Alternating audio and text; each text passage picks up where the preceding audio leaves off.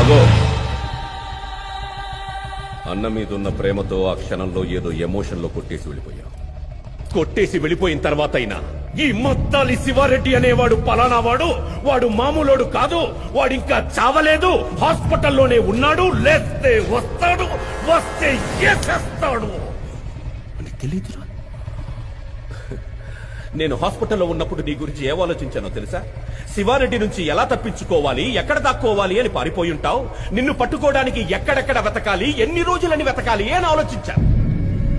కానీ నువ్వేంట్రా, అసలు ఈ మద్దాలి శివారెడ్డి అనే వాడే నీ లైఫ్ లో లేనట్టు, వాడితో అసలు నీకేమీ జరగనట్టు హ్యాపీగా బైక్ వేసుకుని హైదరాబాద్ మొత్తం ఇంత నార్మల్ గా ఇంత కూల్ గా ఎలా తిరుగుతున్నావురా నువ్వు?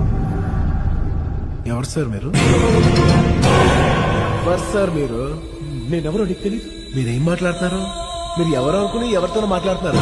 నేనెవరో నీకు నిజంగా సార్ మీరు ఎవరు సార్?